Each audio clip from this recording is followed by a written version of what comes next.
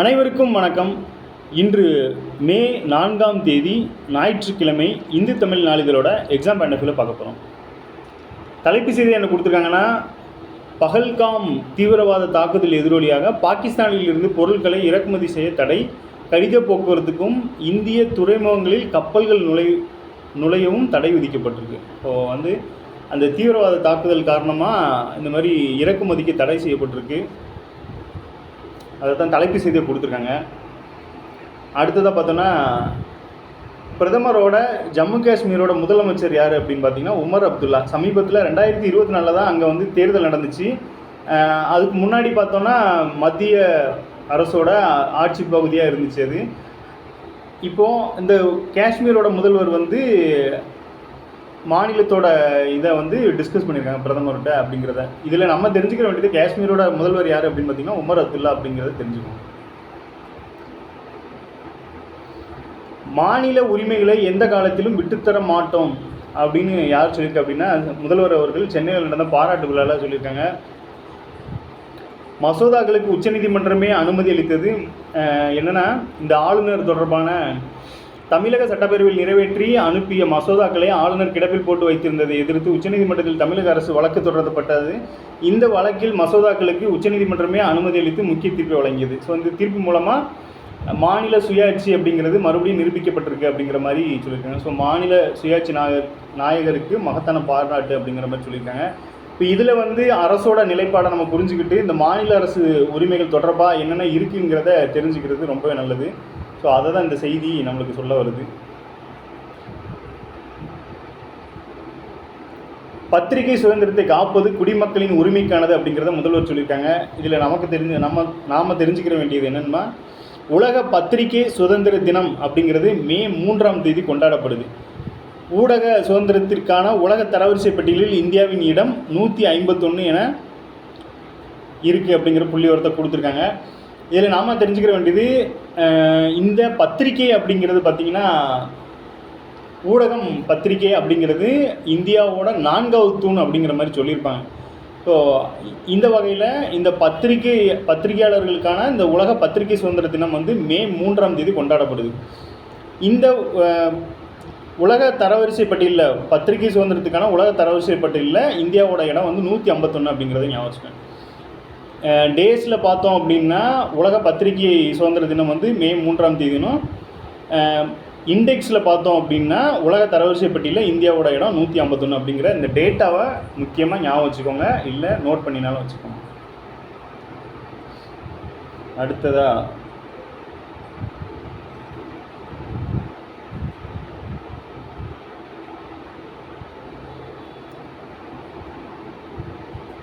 RTE இந்த கல்வி உரிமை சட்டம்படி அடிக்கடி வரும். ஸோ இப்போ எக்ஸாம்ஸ்லாம் முடிஞ்சு லீவ் விட்ருக்காங்க. அடுத்து கல்வி உரிமை சட்டத்தின்படி தனியார் கல்வி பாருங்கள். தமிழகத்தில் கல்வி உரிமை சட்டத்தின்படி தனியார் பள்ளிகளில் ஒதுக்கீடு செய்யப்படும் 25% இடங்களில் மாணவர்களை சேர்ப்பதற்கான அறிவிக்கை இன்னும் வெளியிடப்படலை அப்படிங்கிற மாதிரி சொல்லியிருக்காங்க. ஸோ இதில் நாம் தெரிஞ்சுக்க வேண்டியது இந்த 25%, அதாவது தனியார் பள்ளிகளில் இந்த மாணவர்களுக்கு 25% இடஒதுக்கீடு கொடுக்குறாங்க அப்படிங்கிறதையும். ஸோ கஷ்டப்பட்ட மாணவர்கள் இப்போ அவங்களுக்கு இடஒதுக்கீடு கொடுக்குறாங்க. இதை எதில் சொல்லியிருப்பாங்க அப்படின்னு பார்த்தீங்கன்னா, கல்வி உரிமை சட்டம் உங்களுக்கு நல்லாவே தெரியும். RTE, right to education act. இது எப்போ வந்திருக்கும் அப்படின்னா 2009 வந்திருக்கும். ஸோ 10 காலகட்டங்களில் நடைமுறைப்படுத்தியிருப்பாங்க. ஸோ இந்த சட்டத்தின்படி தான் பார்த்தீங்கன்னா இந்த தனியார் பள்ளிகளில் இந்த 25% இடஒதுக்கீடு கொடுக்குறாங்க. பள்ளிகளில் ஒதுக்கீடு செய்யப்படும் 25% இடங்களில் மாணவர்களை சேர்ப்பதற்கு அப்படிங்கிற மாதிரி கொடுத்துருக்காங்க. ஸோ இதன்படி கொடுக்க சொல்லியிருக்காங்க. நமக்கு ஆர்டிஇனா என்ன, அதில் 25% இடஒதுக்கீடு கொடுக்குறாங்க, இடங்கள் மாணவர்களுக்கு கொடுக்குறாங்க அப்படிங்கிறத தெரிஞ்சுக்கோங்க. இதில் மெயினாக என்ன கொடுத்துருக்காங்க அப்படின்னு பார்த்தீங்கன்னா, இந்த கல்வி உரிமை சட்டப்படி சேர்க்கப்படும் குழந்தைகளுக்கான தனியார் பள்ளிகளுக்கு அரசு செலுத்த வேண்டிய கட்டணத்தையும் இந்த கட்டணத்தை அரசு தான் வழங்குறாங்க அப்படிங்கிற மாதிரி கொடுத்துருக்காங்க. ஸோ அந்த மாணவர்கள் ஃப்ரீயாக படிப்பாங்க, ஆனால் அதற்கான கட்டணத்தை தனியார் பள்ளிகளுக்கு அரசு தான் கொடுத்துட்டு வராங்க அப்படிங்கிற மாதிரி சொல்லியிருக்காங்க. தமிழகத்தில் உள்ள மத்திய அரசுக்கு சொந்தமான கேந்திரிய வித்யாலயா பள்ளிகளில் கல்வி உரிமை சட்டப்படி, ஸோ மத்திய அரசுக்கு சொந்தமான பள்ளிகளையும் இந்த சட்டத்தின்படி இந்த மாதிரி ஒதுக்கீடு கொடுத்துட்டு வராங்க அப்படிங்கிறதையும் சொல்லியிருக்காங்க. கல்வி உரிமை சட்டத்தின் மாணவர் சேர்க்கை தமிழக அரசு விரைவுபடுத்த வேண்டும்.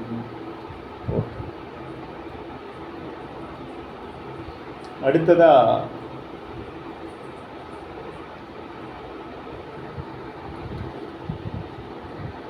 இணையம் பகுதியில் என்ன கொடுத்துருக்காங்கன்னா, இந்தியா ஒரு சிறந்த கடல்சார் நாடாக மாற வேண்டும் என நோக்கத்துக்காக இந்திய கடல்சார் பல்கலைக்கழகம் உருவாக்கப்பட்டிருக்கு. தரமான கடல்சார் கல்வி, பயிற்சி, ஆராய்ச்சியை வழங்குவதற்காக 2008 நவம்பர் 14 வந்து நாடாளுமன்றத்தில் சட்டத்தின் மூலம் இந்தியா கடல்சார் பல்கலைக்கழகம். இந்த நவம்பர் 14 டேட் என்னன்னு பார்த்தோம்னா, நவம்பர் 14 ஜவஹர்லால் நேரு அவர்களோட பிறந்த தினம் நினைக்கிறேன்.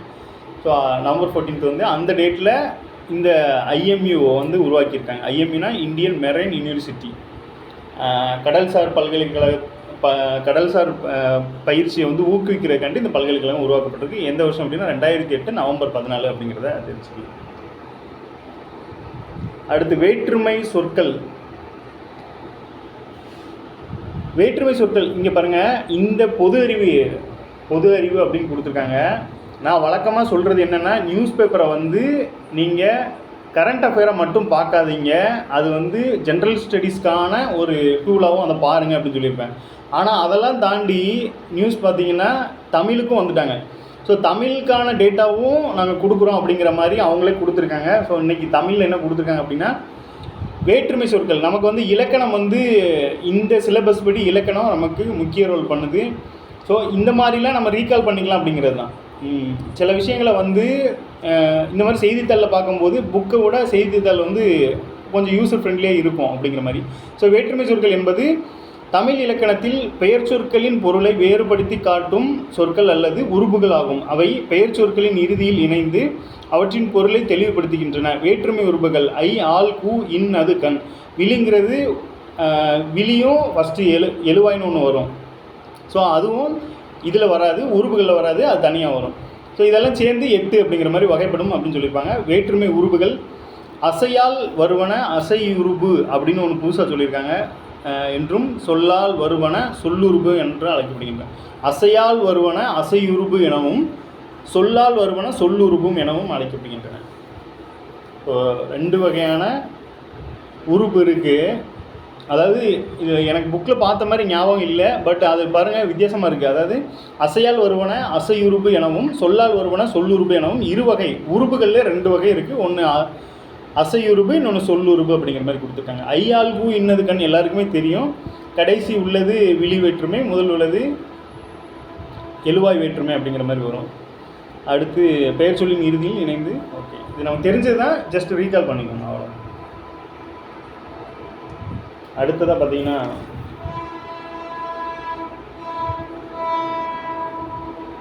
SI notification. எஸ்ஐக்கு அப்ளை பண்ணியிருந்திருப்பீங்க. அதில் சிலருக்கு பார்த்தீங்கன்னா மே 10 வரைக்கும் அவகாசம் கொடுத்துருக்காங்க. டேட்டை வந்து எக்ஸ்டெண்ட் பண்ணியிருக்காங்க அப்படிங்கிற மாதிரி செய்தியாக கொடுத்துருக்காங்க. அடுத்ததாக புல்லட் ட்ரெயின். இங்கே பார்த்தீங்கன்னா மத்திய ரயில்வே அமைச்சர் வந்து மும்பையில் அந்த இதை ஆய்வு பண்ணியிருக்காங்க. மும்பையில் உள்ள பாந்த்ரா குர்லா வளாகத்தில் நடைபெறும் புல்லட் ட்ரெயின் வந்து மும்பைக்கும் குஜராத்துக்கும் நடுவில் இயக்க இருக்கிறாங்கன்னு நினைக்கிறேன். ஸோ அகமதாபாத் டு மும்பை அப்படிங்கிற மாதிரி தான் நினைக்கிறேன். ஸோ அங்கே வந்து மத்திய ரயில்வே அமைச்சர் வந்து பார்வையிட்டிருக்காங்க. ஸோ புல்லட் ட்ரெயின் ப்ராஜெக்ட் பற்றி கேட்டாங்க அப்படின்னா இந்த 2 சிட்டியும் ஞாபகம் வச்சுக்கோங்க, மும்பை, அகமதாபாத். அடுத்ததான் உலக அழகி போட்டி. உலக அழகி போட்டி பார்த்திங்கன்னா இந்த ஆண்டு வந்து நம்ம இந்தியாவில் எங்கன்னா ஹைதராபாத் நகரத்தில் நடக்க இருக்குது. ஸோ மே 10 தொடங்க இருக்கிற இந்த போட்டி வந்து 72வது உலக அழகி போட்டி. இதில் 120 நாடுகளைச் சேர்ந்த அழகிகள் பங்கேற்கிறாங்க. இதை பார்த்திங்கன்னா பார்வையிட வந்திருக்காங்க யார், மிஸ் வேர்ல்டு லிமிடெட் தலைமை செயல் அதிகாரியான ஜூலியா. அவங்க பேரெலாம் தேவையில்லை, நமக்கு தெரிஞ்சுக்கிற வேண்டியது மெயினாக என்னென்னா, உலக அழகி போட்டி இப்போ இந்தியாவில் நடக்கிறதுனால இது எந்த நகரத்தில் நடக்க இருக்குது, இல்லை எந்த நகரத்தில் நடக்கும் அப்படிங்கிற மாதிரி கேட்பாங்க. ஆப்ஷனில் டெல்லி, மும்பை, ஹைதராபாத் அது இதுன்னு இருக்கும். ஸோ கன்ஃபியூஸ் ஆகாமல் ஹைதராபாத்தை சூஸ் பண்ணிடுங்க. ஸோ தெலுங்கானா ஸ்டேட்டு தான் வந்து இந்த வாட்டி நடத்துகிறாங்க. இல்லை மாநிலங்கள்னு கேட்டாங்கன்னா தெலுங்கானா அப்படிங்கிறத போட்டுருங்க. இது 72வது உலக அழகி போட்டி. அதை மறைமுகமாக தற்போது நடைபெறும் உலக அழகி போட்டி, இந்தியாவில் நடைபெறும் உலக அழகி போட்டி எத்தனையாவது அப்படிங்கிற மாதிரி கேட்கலாம், நம்பர்ஸாக கேட்கலன்னா 120 நாடுகளை சேர்ந்தவங்க பங்கேற்கிறாங்க. இது கொஸ்டினாக இல்லாட்டியும் சும்மா இன்ஃபர்மேஷனாக தெரிஞ்சுக்கோங்க. இதை வந்து மிஸ் வேர்ல்டு லிமிடெட் அப்படிங்கிற நிறுவனம் தான் வந்து இதை நடத்திட்டு இருக்காங்க அப்படிங்கிறதையும் கூடுதல் தகவலாக தெரிஞ்சுக்கோங்க. அடுத்ததாக பார்த்தோம்னா, ஜம்மு காஷ்மீரோட முதலமைச்சர் வந்து காஷ்மீர் வந்து எப்போதுமே இந்தியாவோட ஒரு பகுதி தான் அப்படிங்கிறத முன்னாள் முதல்வர் ஃபாரூக் அப்துல்லா அவர்கள் உறுதிப்பட தெரிவிச்சிருக்காங்க.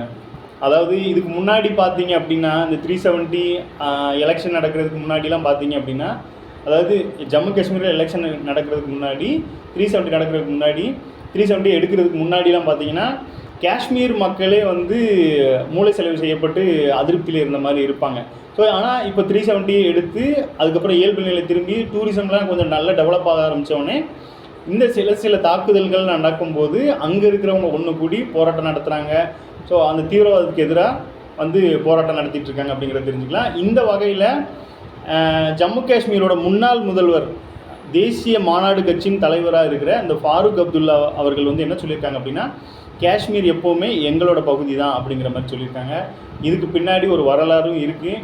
எப்போவும் ராஜா ஹரிசிங் இருக்கும்போது ஜம்மு காஷ்மீர் வந்து பாகிஸ்தானுக்கு போகணுமா இந்தியாவுக்கு வரணுமா அப்படிங்கிறதுல ஒரு பெரிய வரலாறு இருந்திருக்கும். ஸோ அதை தெரிஞ்சிருப்பீங்க.